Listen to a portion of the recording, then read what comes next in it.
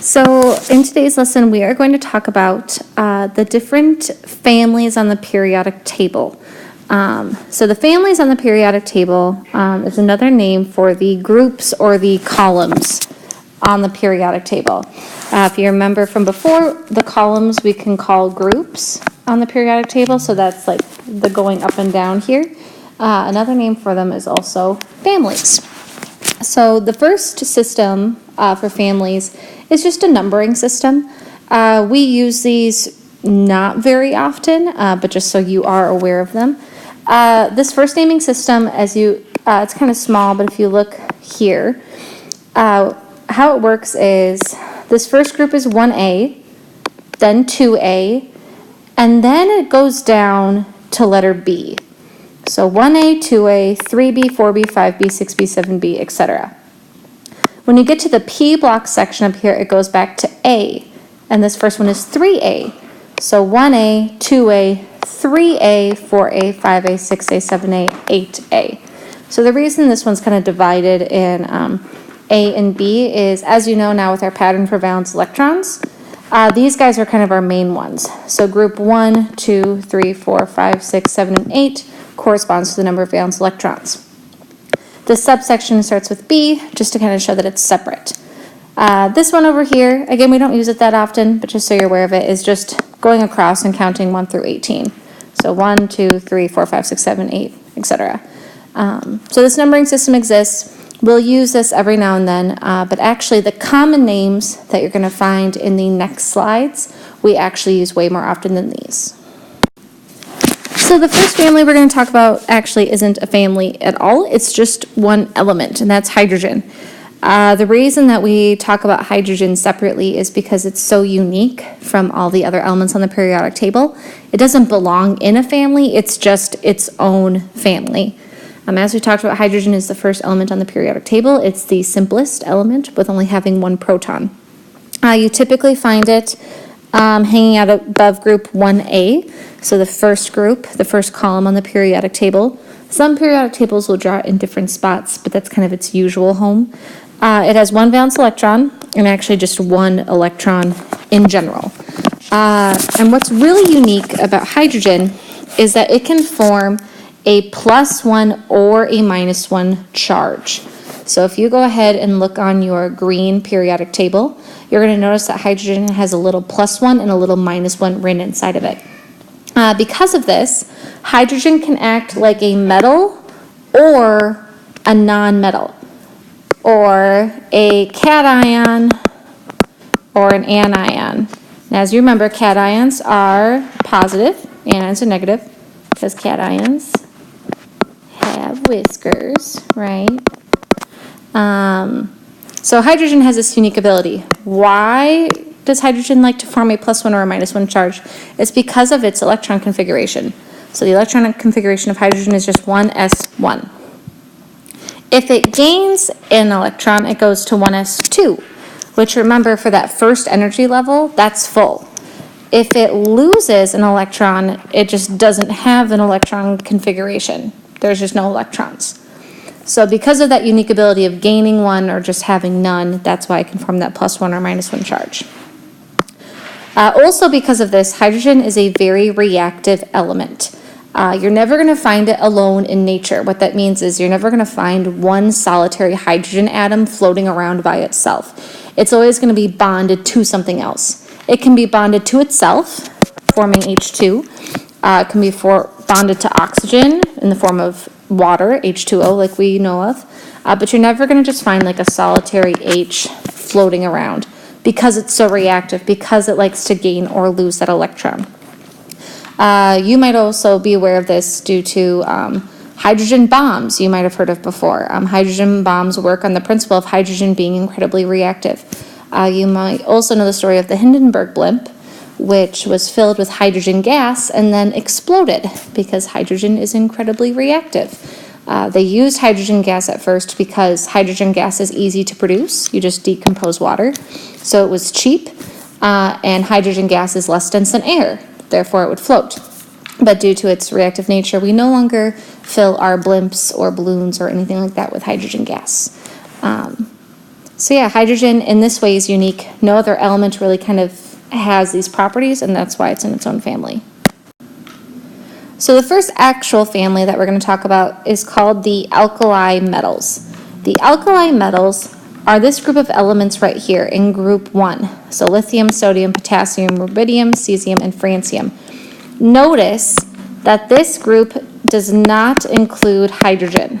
Like we just talked about, hydrogen is really unique. It's its own family. It's not an alkali metal.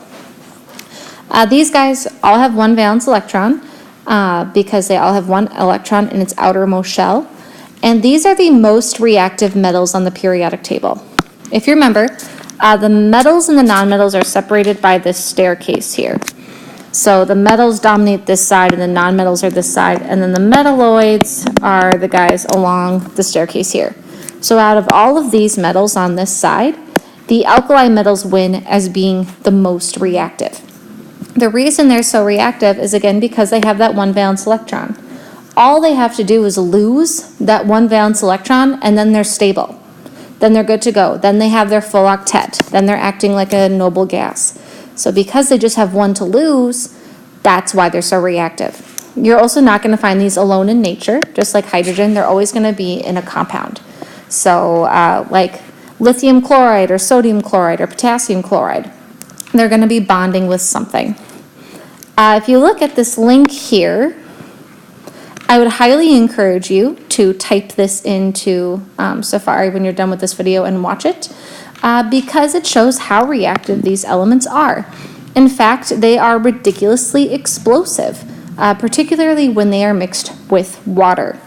And what's interesting is as you go down on the periodic table, they actually get more reactive. So if you put lithium in water, it sparks a little bit, sodium sparks a little bit more, potassium kind of explodes a little bit. But once you start getting to rubidium and cesium, it like literally explodes. Like you put like 2 grams in a bathtub of water and it's annihilated. So this is cool. I would recommend you watch it. So the main thing you need to know, these guys are the alkali metals. One valence electron, most reactive metals on the periodic table.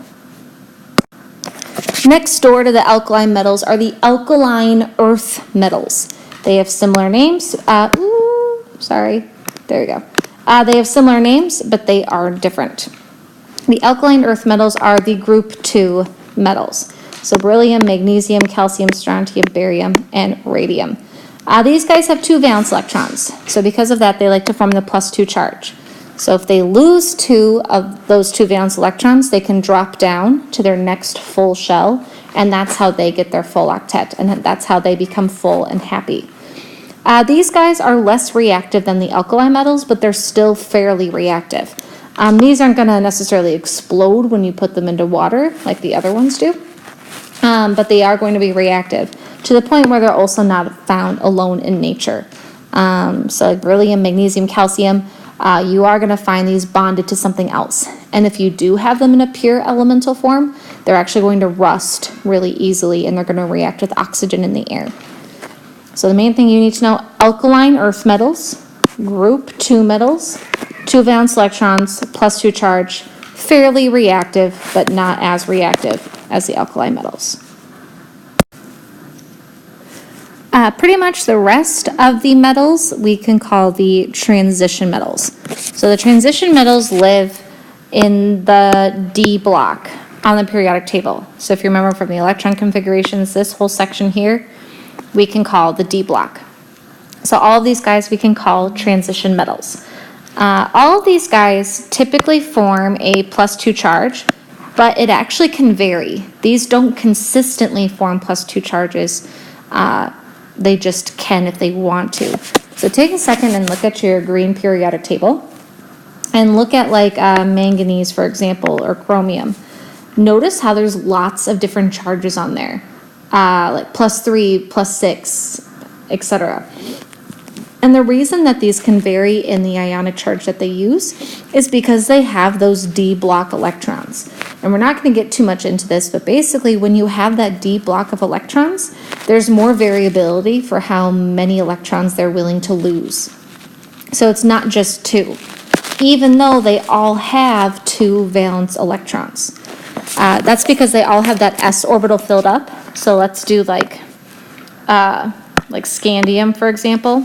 Its electron configuration would be brackets argon 4s2 3d1.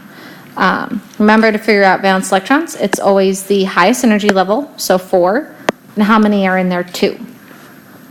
Now if we did like titanium instead, the electron configuration would be 3d2, but notice we still have the 4s2, and that's the case for all of them. So that's why they all have 2 valence electrons. These guys are less reactive. They can be found alone in nature. A primary example of this is gold. So you got gold hanging out right over here, Au. And when you find gold in the earth, it's just gold. It's just Au. It's not in a compound. It's free. It's by itself. Just like if we find silver or copper, zinc, mercury, all these guys aren't as reactive, so you can just find them alone in nature in their elemental form. So the big thing you need to know, we can call these guys transition metals. They can form a +2 charge, but it varies, and they all have 2 valence electrons.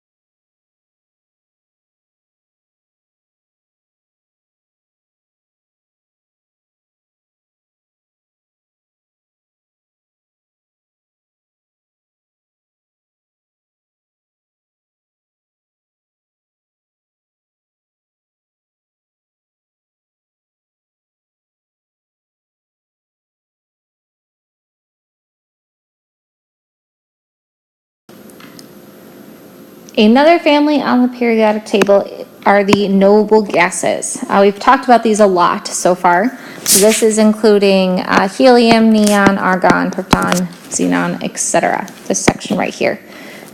We've talked a lot about these already, but just to kind of finish this off, these guys have the 8 valence electrons. They have the full octet. They're happy. They're good to go. They don't want to gain or lose electrons. They are happy as is. Because of that, they do not form a charge. They will not willingly give up an electron. They will never willingly take an extra electron because they are good to go. If you remember, we've talked about how electrons are the driving force of all reactions, of all bonding, reactions, everything like that. It's all about the electrons.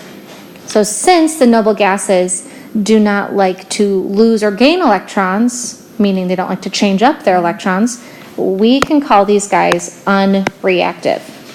They're not going to react. So no matter what you mix them with, they're not going to do anything. So like a helium balloon, for example, if you try to ignite a helium balloon, nothing's going to happen. A neon light, so maybe you've heard of like neon lights before, unreactive, not going to do anything. It's safe, benign. So all these guys aren't going to do anything. That also means they're never going to be in a compound. So like you're never going to see like He2O or like anything like that. Whenever they exist, they're always going to be hanging out by themselves. Let's talk about helium for a sec. Remember how helium is weird, right? Like when we talked about electron configurations, we drew helium over here. It has 2 valence electrons. Helium has 2 valence electrons. So I wrote 8. Helium is the exception. Helium only has 2. So why do we draw helium on top of the noble gases? It's all because of that electron configuration again. So the electron configuration of helium is 1s2. If you think about it, that is full. So not a full octet per se, but it's full. So if we add another electron, now we're in the 2s orbital. If we take away an electron, we're definitely not full then because it can hold one more. So having this 1s2 is full. Because that is full, it's unreactive. It doesn't want to gain one. It doesn't want to lose one. It's happy. It's full. So even though helium has 2 valence electrons, because it's full and therefore unreactive, we consider it a noble gas. And that's why we put helium on top of this section. Even though it kind of can fit over here, it has the same properties as the other noble gases, and since it has those similar properties, that trumps everything else. So the big things you need to know, noble gases, right over here, 8 valence electrons except helium. So the full octet, or just being full, being happy, they don't form charges, and they are unreactive. All right, these next 2 I'm going to go through really quickly. You don't really need to know this for like the test or the performance assessment, but it's just good to be aware of it. This first row in the F block we call the lanthanide series. So these guys have a name. We call them the lanthanide series. 2 valence electrons plus 2 charge, in case you were wondering. Then the last row in the F block is the actinide series. These have 2 valence electrons, most form of plus 2 charge, but it can vary. Again, you don't really need to know this for like the performance assessment or the test, but again, just so you're aware, it does have a name, and we call it the actinide series. Just some fun things about these. A lot of these are radioactive, and actually most of them are man-made. Actually, everything above uranium is not found in nature. It's actually been created in a lab. So these are the elements that we're going to talk about a lot when we talk about our nuclear chemistry unit in a long time. So radiation, radioactivity, nuclear bombs, nuclear weapons is going to deal with these actinide series. Again, just something to be aware of. And here you go. Here are all the names. So we talked about the numbering system at the very beginning of the video, but usually I use these names more often than not. So just to review them, we've got the alkaline metals here in group 1. Notice the big X up here. The X is hydrogen. The hydrogen is so unique, it's just its own guy. Then you have the alkaline earth metals. The transition metals dominate the front, the D block, the middle section here. These are the ones we skipped. Boron family, carbon family, nitrogen family, oxygen family. Why do we call them that? Because the boron family starts with boron, the carbon family starts with carbon, nitrogen family, nitrogen, oxygen family, oxygen, etc. Why didn't we talk about them? Not much to talk about. We know their common ionic charges. We know how many valence electrons they have. There's not a lot of unique things about them, and that's why they don't really have that unique or different of a name from the other ones. So just something to be aware of. We can call these boron, carbon, nitrogen, oxygen family due to the first element listed. Then you've got the halogens, okay? So this is the most reactive nonmetals, the noble gases, lanthanide, actinide series, and that is all. So just make sure that you are familiar with these family names and familiar with some of the common traits of these different families, and you should be good to go. If you heard any meowing during this, my cats were fighting, and that was very rude of them. Sorry about it. That's all.